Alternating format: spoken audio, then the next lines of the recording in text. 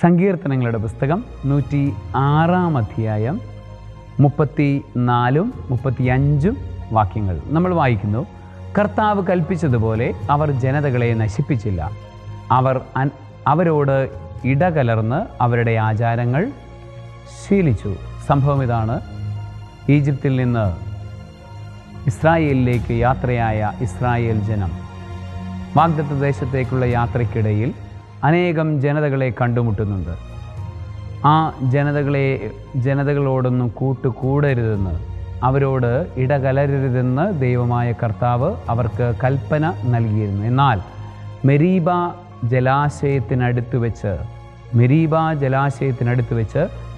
അവരുമായി ഇടകലർന്ന്, അവിടെയുള്ള അന്യദൈവ ആരാധകരുമായി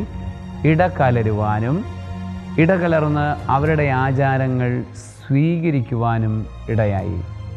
അങ്ങനെ അവരുമായി ഇടകലർന്ന് അവരുടെ ദുരാചാരങ്ങൾ സ്വീകരിച്ചത് വഴിയായി അവർക്ക് സംഭവിച്ചത് എന്താണെന്നറിയാമോ?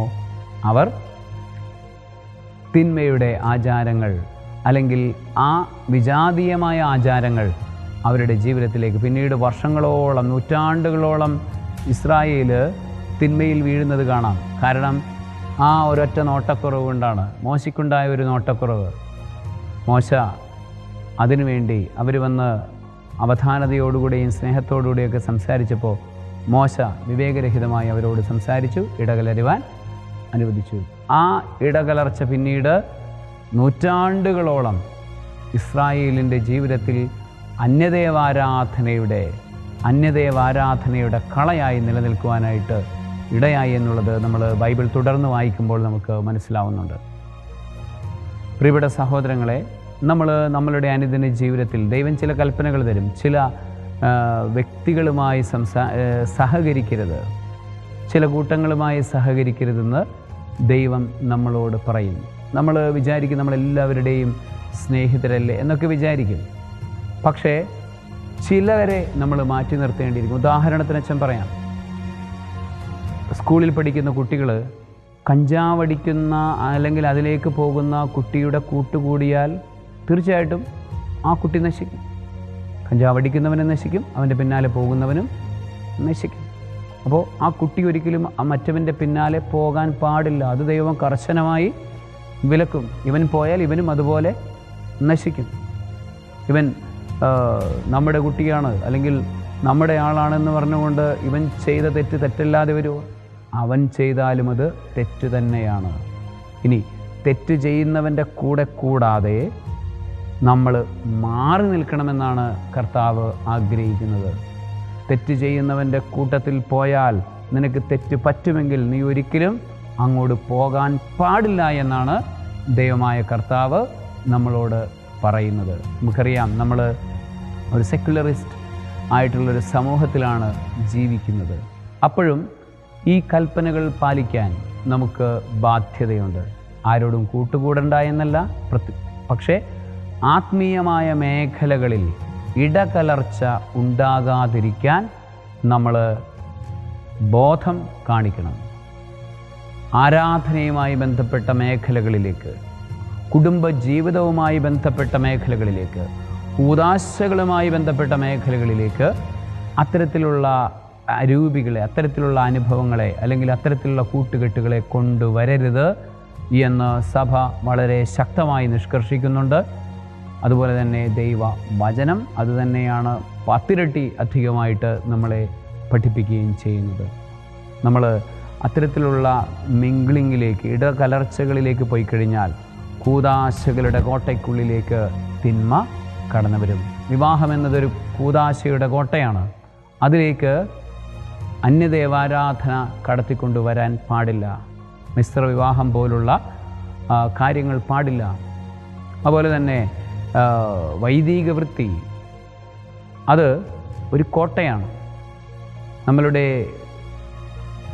മാമോദീസ ഒരു കോട്ടയാണ്. നമ്മളുടെ വിശ്വാസത്തിൻ്റെ കോട്ടയാണത്.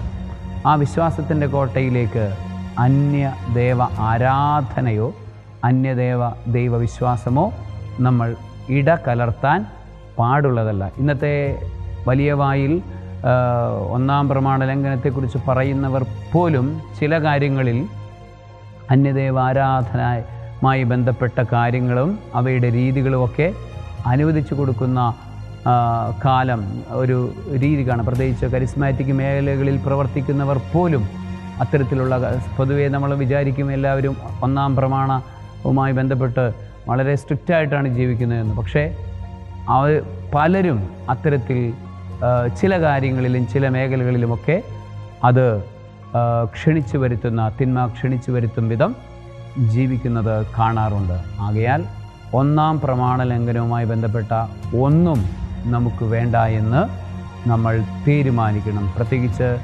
കൂദാശകളുടെ മേഖലകളിൽ നമ്മൾ കുടുംബം താമസിക്കുന്ന വീട്, അതുപോലെ തന്നെ പൗരോഹിത്യം ആയിരിക്കുന്ന ദേവാലയം, ഇതെല്ലാം ശുദ്ധമായി അന്യദേവാരാധനയുമായി ബന്ധപ്പെട്ട് ഒരു സാധനവും അവിടെ കയറ്റാൻ പാടുള്ളതല്ല. മോശയ്ക്ക് ആ വാഗ്ദത്ത ദേശത്തേക്ക് കടന്ന് പോകാൻ പറ്റാതിരുന്നത് എന്തുകൊണ്ടാണ്? അതിൻ്റെ ഉത്തരമാണ് പോകാൻ പറ്റാതിരുന്നത് ഇതുകൊണ്ടാണ്. അപ്പോൾ അത് നമ്മൾ മനസ്സിലാക്കണം. അപ്പം അതിലേക്ക് പോകാതിരിക്കാൻ നമ്മൾ ശ്രദ്ധിക്കണം. ആദ്യം സാരമില്ല എന്ന് പറയും, പിന്നീട് കുഴപ്പമില്ല എന്നാവും, പിന്നീട് ഓക്കെ ആകും, പിന്നീട് സാവധാനത്തിൽ ഇതില്ലാതാവുകയും അതുമാത്രമാവുകയും ചെയ്യുന്ന അവസ്ഥയിലേക്ക് പോകും. അങ്ങനെയാണ് പൈശാചികത നമ്മിൽ പ്രവർത്തിക്കുന്നത്. ആകയാൽ അത് പൂർണ്ണമായി ഒഴിവാക്കാൻ, പ്രത്യേകിച്ച് ഒന്നാം പ്രമാണ ലംഘനം പൂർണ്ണമായി ഒഴിവാക്കാൻ നമുക്ക് തീരുമാനിക്കാം. സർവശക്തനായ ദൈവം, പിതാവും പുത്രനും പരിശുദ്ധാത്മാവും ശുദ്ധമായ ആരാധന കൊണ്ട്, ഇടകലർച്ചയില്ലാത്ത ശുദ്ധമായ ആരാധന കൊണ്ട് നിങ്ങളെ അനുഗ്രഹിക്കുമാറാകട്ടെ. ആമേൻ.